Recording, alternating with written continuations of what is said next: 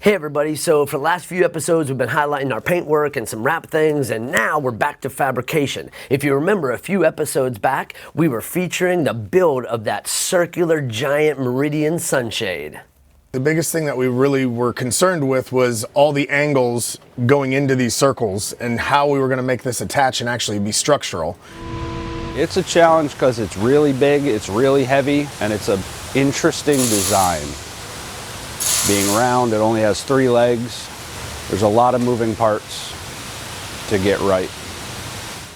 So when we first saw this project, a lot of people kind of thought it looked like something that would have either come out of the World's Fair or the Space Needle or even Men in Black.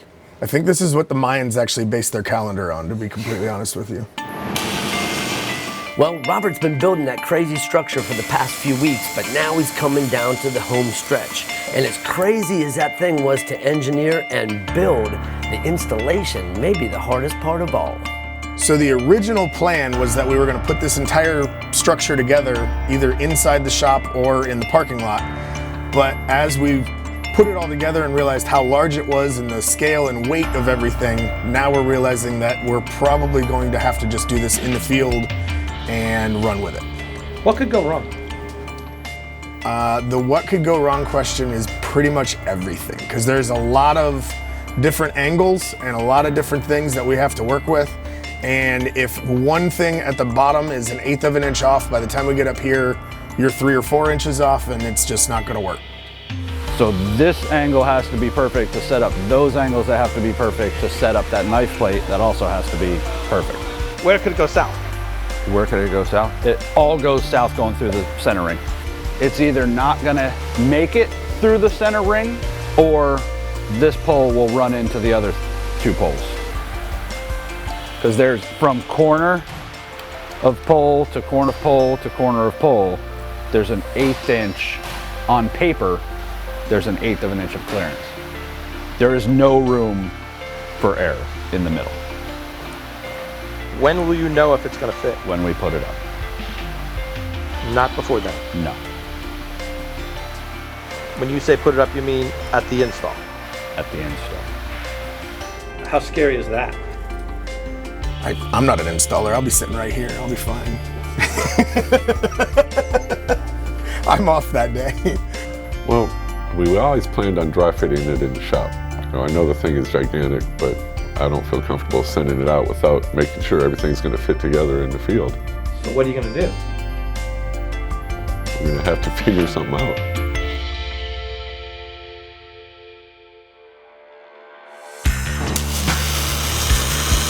So I came up with a plan. Actually, funny story, I didn't. I was sitting at home the other night, talking with my wife, having a couple drinks, and was just spinning about how I was going to do a mock-up. Am I going to build the entire thing in the shop? How are we even going to do that? Just trying to figure it out, bouncing stuff off of her, and she was like, well, why don't you just build it smaller? And I was like, no shit, why don't I just build it smaller? So that's the plan. So I'm mocking the legs up in aluminum, same size gussets, same layout, same everything, just in a smaller, lighter weight way. Then I'll use the pattern to figure out at what point is this, where does it line up? I'm gonna clear my table off, lay out that circle that these need to be at. I'm gonna bolt them all down to the table, and then we're at least working on it in our face. I'm not trying to set it up 17 feet in the air. So basically I'm building a 1-to-1 scale model, just not the entire thing. I don't need all the leg, I just need something I can bolt to. I don't need all the top, I just need up to where that plate goes. The big one, the way it works, because I have more room, I have some tolerance designed into that plate. That plate is at the absolute biggest it needs to be, but it can always be cut off. The one we're really worried about is the little one, because there is no tolerance. I'm just recreating the critical section of the whole thing so that we can check how everything's gonna hit. Do we need to put spacers in that? Do we need to do something different with these plates? I don't know what else we can do different, because They have to be what they have to be. So. Doing it this way beats the hell out of trying to set this entire thing up in the shop. You know, we talked about it, but in the time that it took me, because I already had the angles figured out, in the time it took me to cut these, slap them together, weld the little gussets on, we'd still be screwing around with getting the poles up and braced and something, drilling holes in Dale's floor. It's just easier to do it this way. I mean, I just have to make sure that it's exactly a scale. Holy shit, it worked. Did you have any doubts? All morning, Tom. I didn't sleep because of this shit. There's a lot of angles and moving parts and shit for all this to line up as good as it did. You told Dale and Rick that it was going to work. Yeah, but that was just hopeful optimism. That's my job, is to make it work, even if it's not supposed to. Was there any part when it was going together you were a little nervous? No, I thought we were gonna fight the shit out of this thing. Okay, what's the next step to make sure this thing is seamless? It's kind of like each one is kind of stepping. So I gotta squeeze the ends in because I don't think all the holes line up like that one does. Actually, they look pretty good. I should do this professionally. Like every you're gonna have to bleep the shit out of this. Actually, they all look like they'll just fall in. All the bolts. Yeah, Steve and Carl were a huge help. I don't think I would have been able to get it by myself. You know, I'm gonna fully bolt this thing together and then take all the supports out and make sure everything's good. And then, yeah, we're off to the races. All right, I'm going home. Told everybody it was gonna work. Thought it was gonna work. But like, deep down inside, there's that, I don't really know if it's gonna work. And I also found out stuff about the design that are handy to know for the install, like the center rings. I put it all together. Once I put the bolts in, the bolts don't fit because the tolerance is so little. You can put the bolt through the metal bracket and then attach the bracket on the post, but you can't put the metal bracket on and then get the bolt through.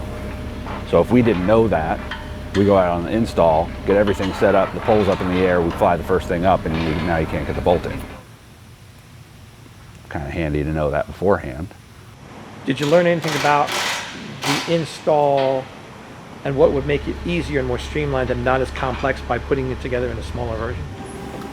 We've got another plan for install. Instead of using multiple pieces of equipment, setting it up on the table right in front of our faces, you know, we didn't need any other equipment to support the rings.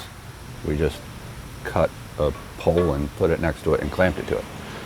And it held it fine. So on the install, we'll take the stuff up. We'll just have long dead men that we can cut off, you know, put the first one up, level it, and then cut the dead man off and shove it underneath and hold it up. While Robert has been building the mock-up, the paint department has been cranking to get all the aluminum 50/50 shade pieces painted and keep us on schedule. And there's a lot of them. But now that Robert has successfully completed the mock-up, there's still a ton of work to do.